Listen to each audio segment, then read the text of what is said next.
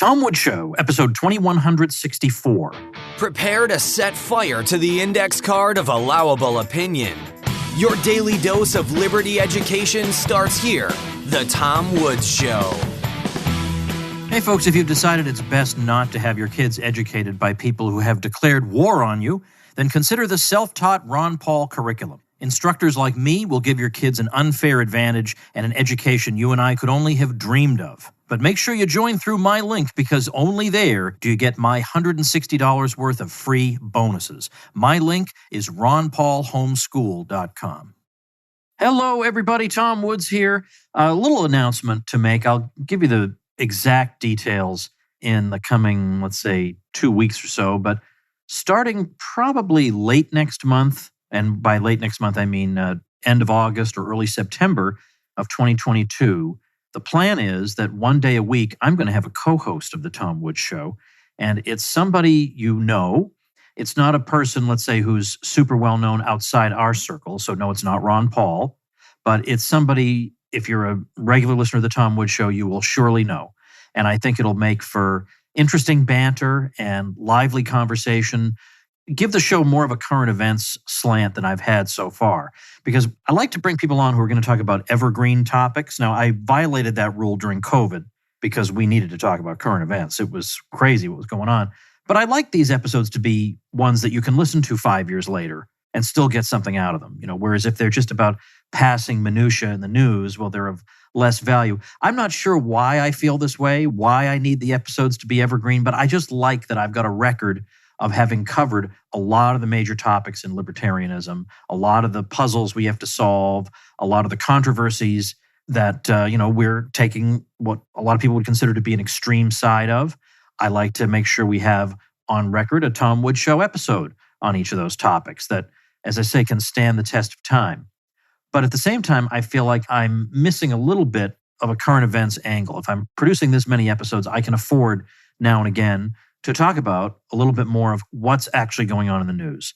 And if I have somebody to bounce these news items off of, I think it's going to make it a lot easier for me to produce episodes like that. So stay tuned for a regular co-host, as I say, once a week, and I will be making the announcement. And by the way, I would say it right now, except I haven't asked the person, do you mind if I say it?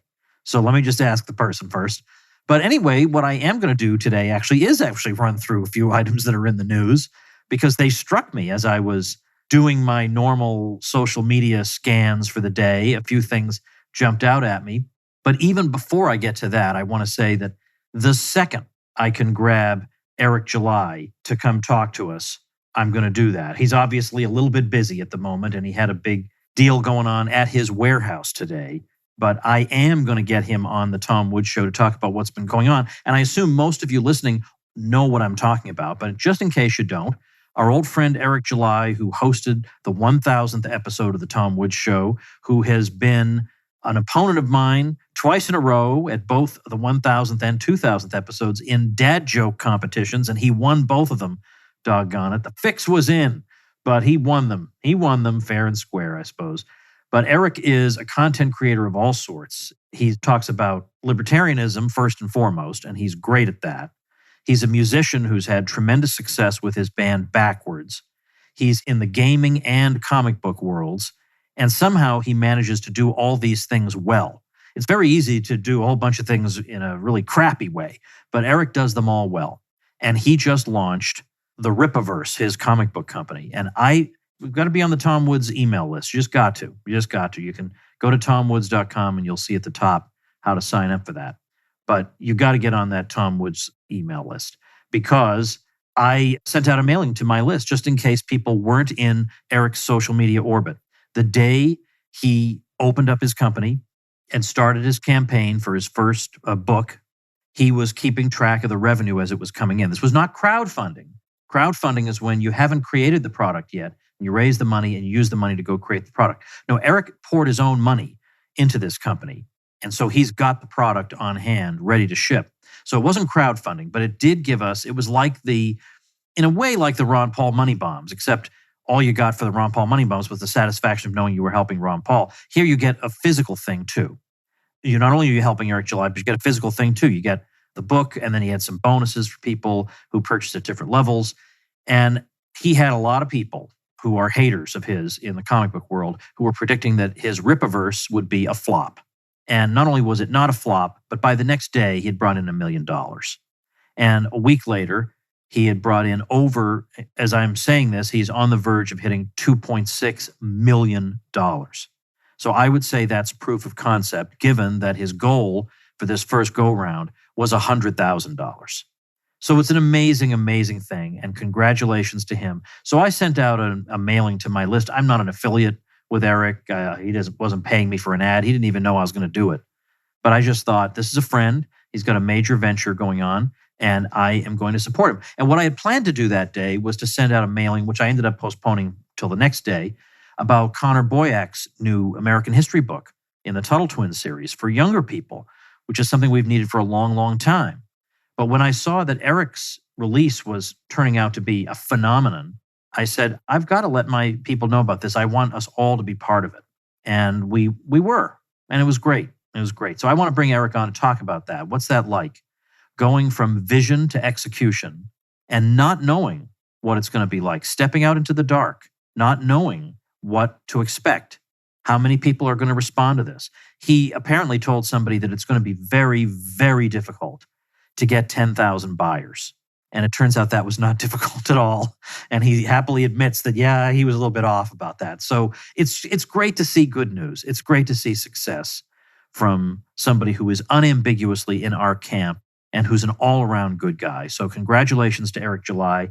Now let's get that guy booked on the Tom Woods Show. I'm not saying that you should hound him on social media. Far be it from me to propose that you do such an annoying thing. No. I'm not saying that. Not saying that. Not actually saying that you should go remind him to be on the Tom Woods Show. I'm not actually saying that. I don't know where you would get such an idea that you should remind him of the importance of being on the Tom Woods Show. I don't know where you're getting that idea. Anyway, let's go into some news items that I ran across today. All right, first of all, we have a hit piece on the Free State Project by Dan Barry in the New York Times. Now, I would guess, again, that in the same way that most people listening here know who Eric July is, I bet a great many of you, if not all of you, know about the Free State Project. But if you don't, the idea of the Free State Project was to attract libertarians to a particular state. New Hampshire was ultimately chosen for the purpose of changing the political landscape somewhere and carving out somewhere in the United States that would be sympathetic to libertarianism, where a push politically toward libertarianism could be implemented so that we could have, as the Free Staters put it, liberty in our lifetime. We could have freedom in our lifetime. So instead of theorizing about how it might come about 450 years from now, we might be able to get a taste of it now. Well, obviously, there are a lot of people who aren't going to like that. And so what would you expect? What would you think they would say? Even if you don't know anything about the Free State Project, other than what I just said, what would be the angle they would come at it with? Well, of course, racism, because why not? Because that's just the word that is used all the time. Now, they generally used the word racist and not white supremacy. So that's at least something, because the white supremacy is the new term you're supposed to use instead of racist, because everybody's been called racist. Now you got to call it white supremacy. Even though I don't know of anybody who actually favors assigning a superior position to the white race through legislation, which is what white supremacy means. You remember when during the civil rights movement, people were talking about white supremacy? That's what they meant. Laws that gave black people second-class status that had that effect. That's what they meant, white supremacy, that white people would have a superior position. I don't really know of anybody who favors that, but nevertheless, you're a white supremacist if what? If you're disliked by the New York Times, it seems to be. So we read from a critic of the Free State Project that the Free State Project, quote, appeals to disaffected white folks who may not want to deal with the complexities of race relations. What this has to do with anything is anybody's guess. New Hampshire is overwhelmingly white, so race relations are not even really an issue in the legislature. So why would you raise that? Well, you raise it in order to make a group seem toxic to the average person. That's why. New Hampshire is not consumed with concerns about race relations, given the demographics there. So you would say this only for the purpose of hurting somebody and hurting the reputation of a group. And then, of course, if the Free State Project actually has political success, and by the way, Free Staters don't have to be involved in politics. They can just move to New Hampshire because they want to help create a culture of liberty, or they want there to be critical mass of people there who believe in the ideas that you and I believe in, so that they can live the kind of lives they want to live and not be bothered. Well, anyway, there have been some successes by Free Staters, for example, being in the state legislature. And so we read in this article another critic of the Free State Project saying, this is not a fringe group anymore. And this means that we have to work vigorously for people who value democracy for the common good. So how about that? If the wrong people win, that's not democracy. If people you disagree with win, that's not democracy. And defeating them is necessary in order to champion democracy. That's what democracy means to the US regime also around the world.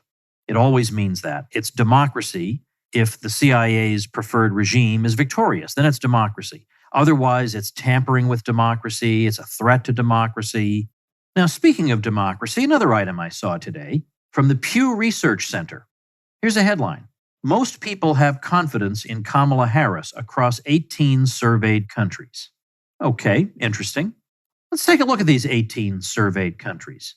Okay, I'm going to read them to you, and I want you to see if you notice a rather interesting omission. So here are the countries that were surveyed about their opinions of whether or not they have confidence in Kamala Harris. Now, can you imagine actually having an opinion on Kamala Harris if you live in Greece?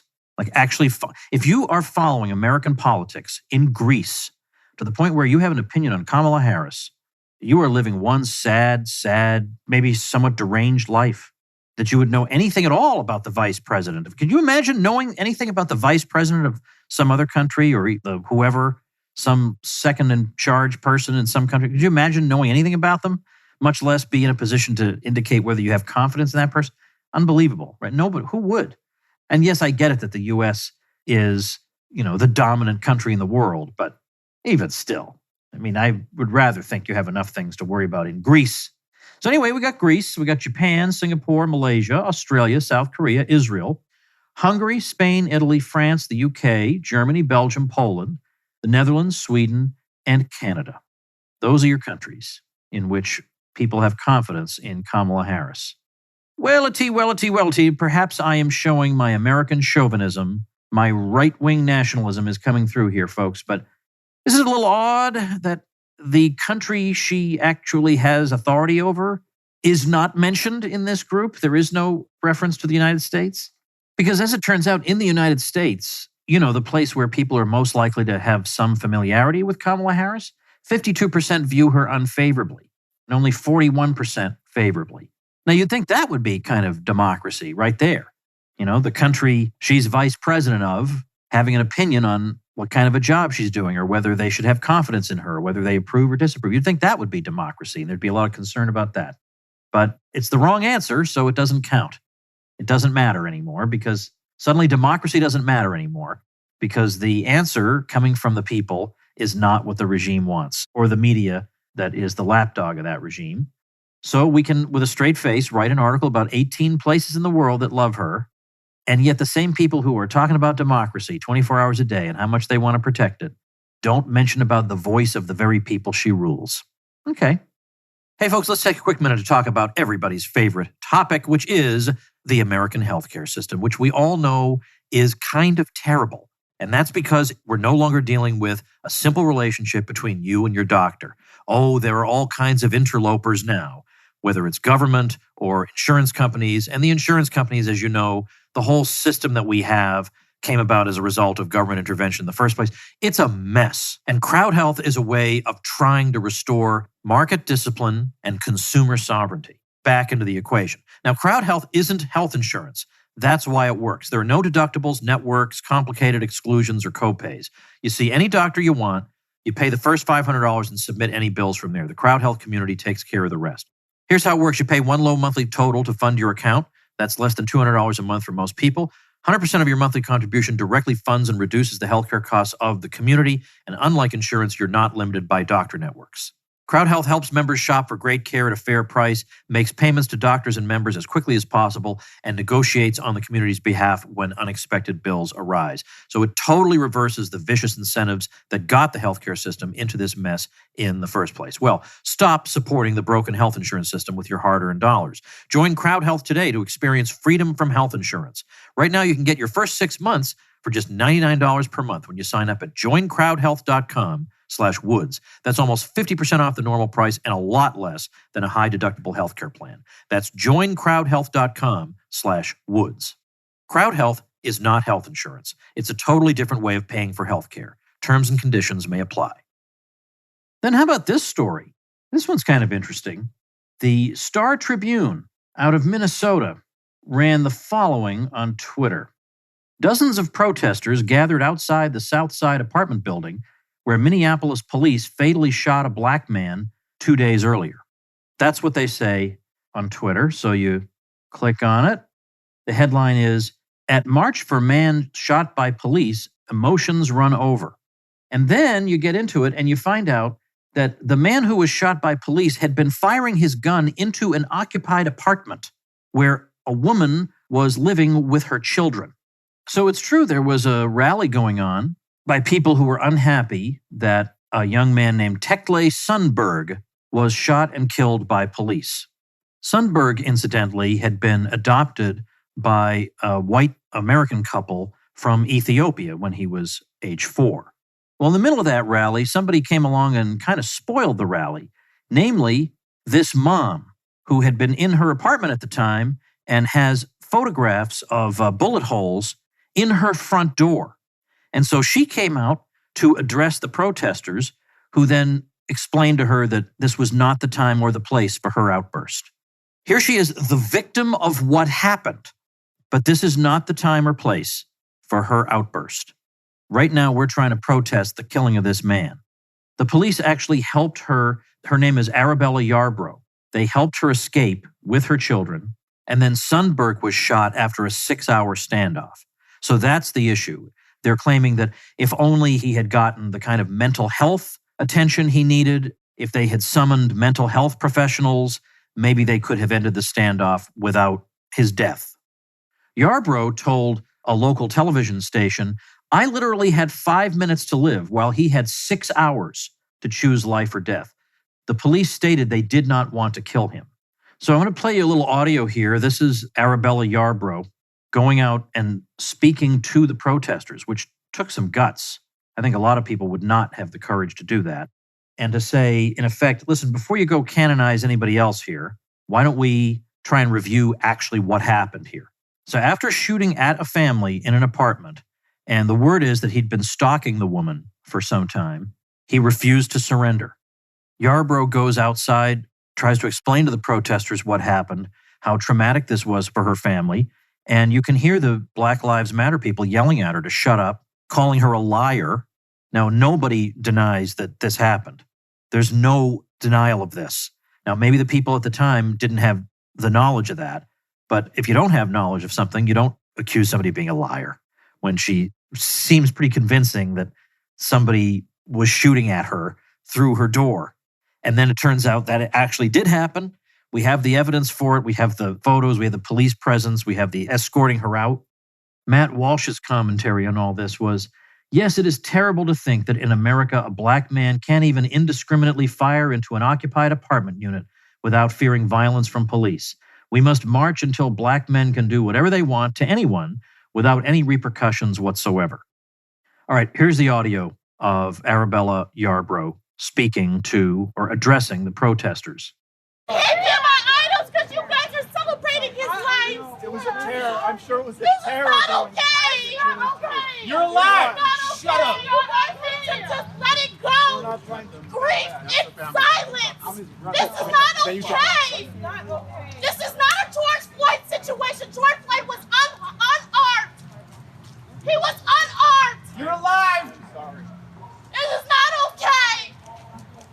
My kids have to deal with this and probably have a mental illness now because they almost lost their life. There's bullet holes in my kitchen because he sat in the fucking hallway watching my move. I wish it never happened either. I don't have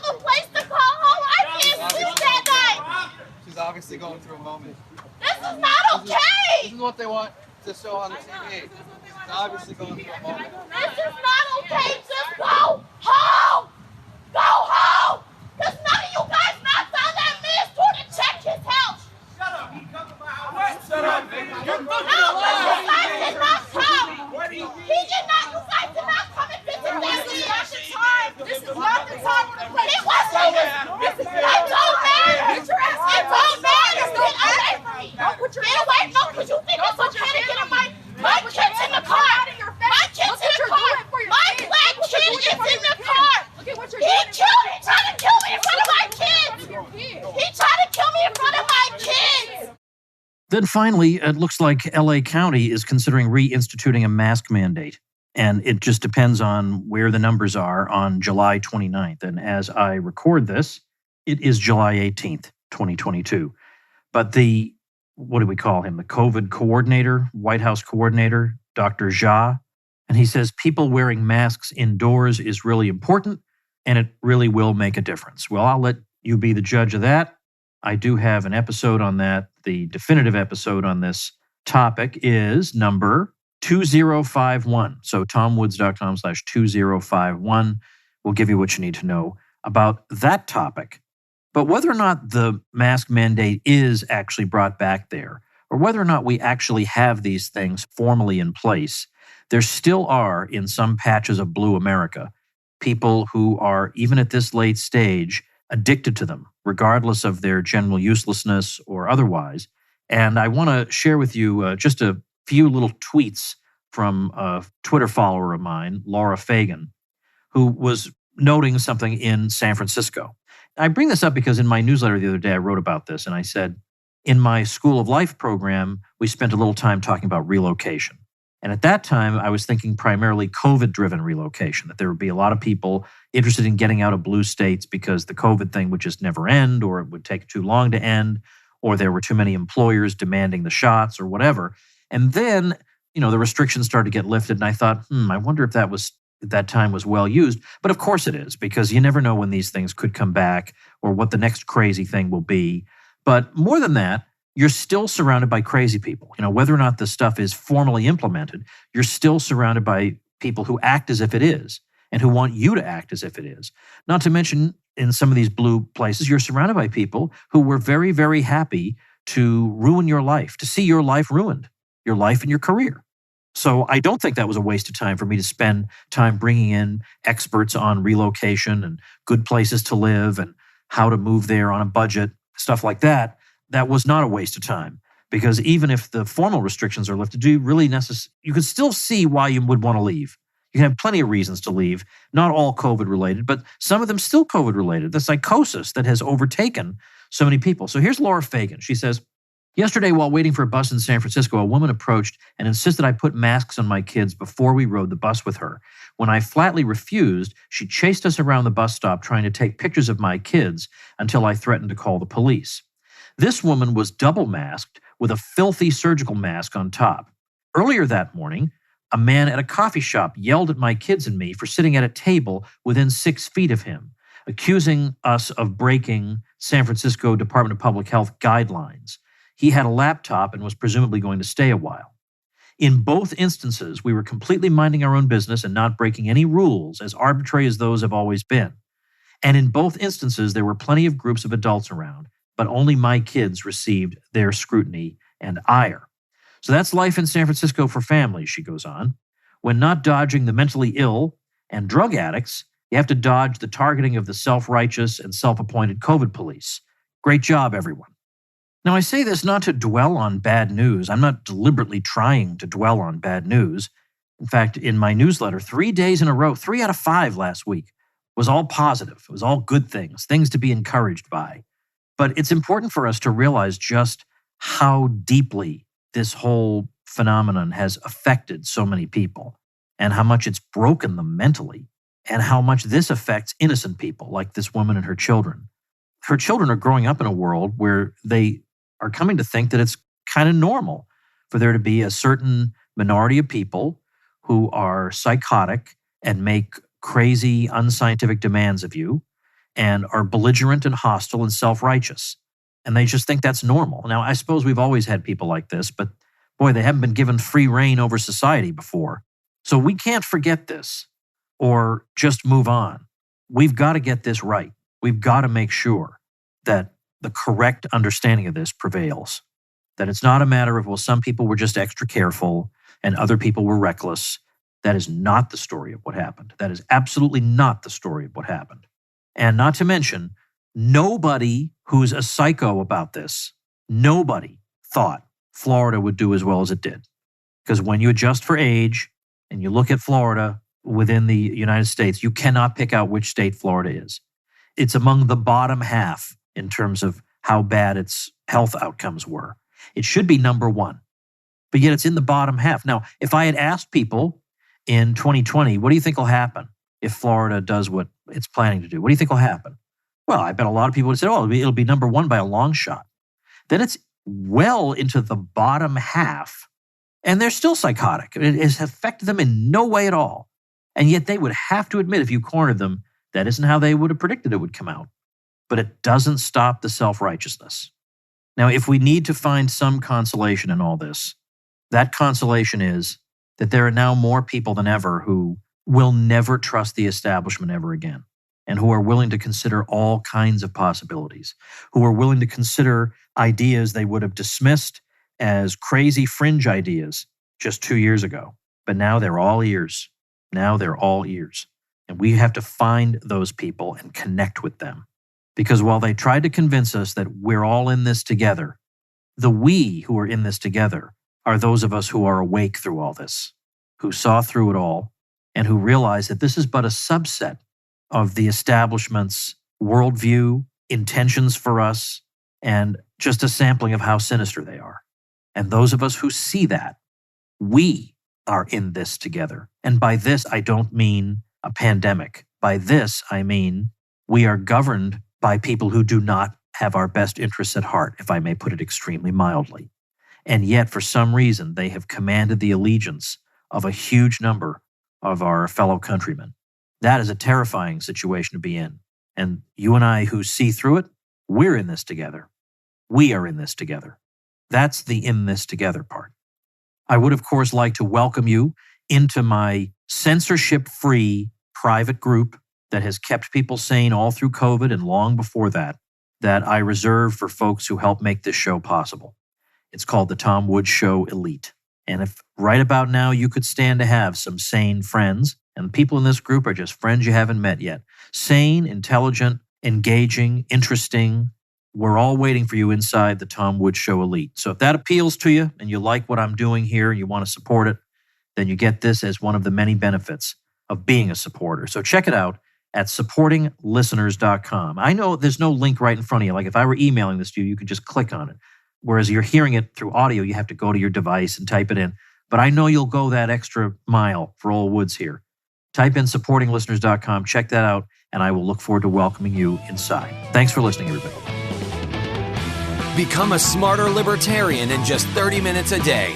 Visit TomWoods.com to subscribe to the show for free, and we'll see you next time. Like the sound of The Tom Woods Show? My audio production is provided by Podsworth Media. Check them out at podsworth.com.